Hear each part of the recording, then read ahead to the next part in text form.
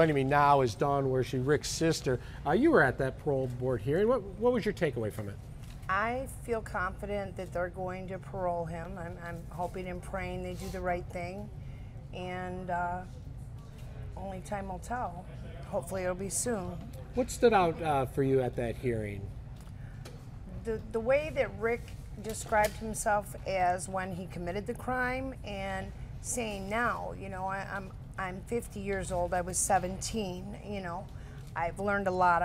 I'm more anti-drug than the prosecutor is. You know, right. So, and he said, you know, I can only give you my word that I'm a changed man. And honestly, that's all he can do. But I feel confident, and I know my brother, and believe that nobody will see him back behind bars when they parole him today. Yeah, that's the goal of that parole hearing, is to demonstrate that you're sorry for your crimes and that you're not going to cause trouble in the community anymore when you get out. And they kind of went after him a little bit to really dig into him, to get him to admit all his crimes or whatnot. But he had also admitted all of those crimes at the 2003 hearing. Yes. And at that time there was a lot of people who came in the next day, after many people came in and said Rick was very helpful to us in putting bad guys away. The next day, several law enforcement people came in and said, we still think he's dangerous. We don't want to let him out. But this time around, there was nobody there. No, there was no opposition from anybody. I mean, prior we had Kim Worthy, and I believe there's more to the story, where there's probably people within the city, you know, that have bad feelings because of what he did, you know, especially with Gill Hill and, you know, the accusations and things that have been done and the police sting, so. Yeah, and a lot of people really want to know, like, you know, what is this? I mean, what has this been like for the family? I mean, he has been gone for 30 years. I mean, look at the pictures of Rick when he was a kid. Look at him now. This was last year. He's 47 years old, 46 years old. There he is at about 17 years old right there, probably 18 right there. I mean, what is that like to have this whole lifetime just gone? Well, it was horrible, and I wouldn't want to put anybody through that or have to go through that ever again in my life, but, you know, because we were such a close family. I mean, every week I went to Ionia to see him when he was in Ionia. I would pick up his children, bring my children, pick up my mom, and unfortunately my father was incarcerated. So one day it was my brother, and then the following week I'd have to go see my dad. But that's what I did because I you know, we had a bond. And this one, I mean, this isn't like a case where there's an innocent man who's been locked up wrongfully. No. He committed some crimes. Yeah, and admitted. He's not perfect, Right. and he admitted to those. And the family certainly understands that he needed to do some time, probably some serious time. Oh, absolutely, but I feel he's done more than his fair share. I mean, I feel like he's being punished for underlying reasons or unknown reasons, and, you know. And this is the thing, when you look at the parole board, so this parole board that's meeting today and voting today, they do this all the time. They do this every month, and they have to vote on whether to keep people in or let people out. And we've seen people they let out. They certainly have let out people far more dangerous than Rick Wershe. Yes, oh, absolutely. I mean, there was the hitman that supposedly had a hit on Rick, and he did, what, 8 years or some minimal amount of time for committing murders. Rick's never murdered, he's never raped, he's never robbed. I mean, he was a kid. He was taught to do this by government agencies. So, in my opinion, if they wouldn't have had him as an underage informant, which never came out till recently, he wouldn't have done that. I mean, he was smart, my dad was smart, I'm smart. I mean, my dad always kept us busy with businesses. We didn't run the streets and cause trouble or get into trouble, so to speak. I mean, my dad, you know, disciplined us, and when he was around, he went and traveled out of state a lot. My grandparents were there for us, but.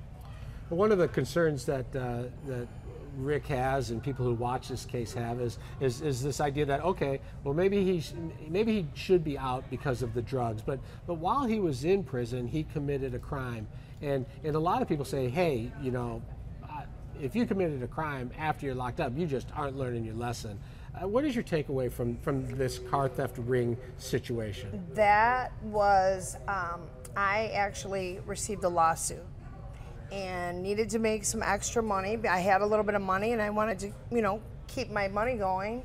And he helped me out with someone he had found in I think it was an auto trader down in Florida, because he was always into cars, you know, and something shady came out of it with somebody else, and we were sort of put in the middle, so to speak. And the only reason that he took the plea is because they threatened to come and get my mom and I, which he didn't want to see my mom or I go to jail, when really I was just like a liaison for the person. And, you know, if someone does something wrong and you have no knowledge of it, they really didn't commit the crime. But the only reason he took that plea, he didn't do anything wrong. It was someone else doing it, and then they were telling other people that, oh, we were going to do this, we were going to do that. No, that never came out before. And, you know, just... Rick has said the total profit from this whole thing, $6,000. $6,000. $6,000. Not something you think would be worthy of the parole board now saying, you know what, I know you've been in 29 years, 7 months, but we're going to keep you longer because of this car thing. I hope not. I pray not. You know, and I'm hoping that Florida, I wish they would have ran it concurrent instead of consecutive, and I'm hoping that they change their position on that. You know, I mean, talk a little bit about Rick's kids and grandkids. People are like, oh, how does he have a family? You know, he was arrested at 17, went to prison at 18. But tell us a little bit about his family. Well, his oldest daughter, he had a very young age, and I had her during the week, and then she went home on weekends, and there was an incident, and I ended up having custody of her. They're very close. I mean, I talk to Rick every day on the phone. I talk to my dad every day. I mean, we're a close-knit family, as I am now with my children and my nieces and nephews and so on. But, you know, his kids turned out very well. You know, his one daughter has 2 children, is married. His son works at Chrysler. His youngest daughter lives in Florida and is engaged and has 4 children. And I mean, I think that, you know, they love their dad and want him home. And I think for the relationship that they have, it's from the love in their heart and the times they've talked and seen him and everything that we've done as a family over the years. You know, we've always, you know, on Christmas, Rick calls. He always made sure he called on Christmas when we're all together as a family, on Thanksgiving, or, you know, he always is there, even though he wasn't, and it was very hard not having him there, you know, especially when our father passed. But he's always been there. He's always given the right advice to his children. You know, he's always told them, you know, don't make the same mistakes I did.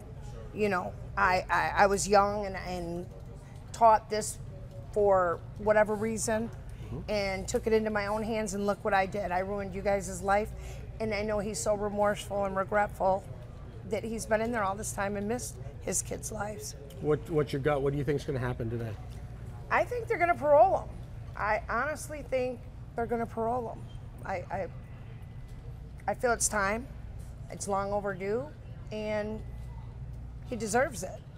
All right, he deserves it. That's Dawn Wershe, Rick Wershe's sister. We'll be here waiting for the decision to come down. The parole board, 10 members, they are going to vote. Rick Wershe needs 6 yes votes to be paroled.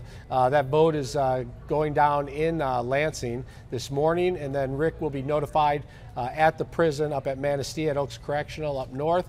And as soon as Richard Wershe is notified of the decision, then we will be notified, and we will break into programming and let you know almost instantly what the decision of the parole board is, and we'll have all kinds of reaction throughout the day here on Local 4. Thanks for tuning into this special report.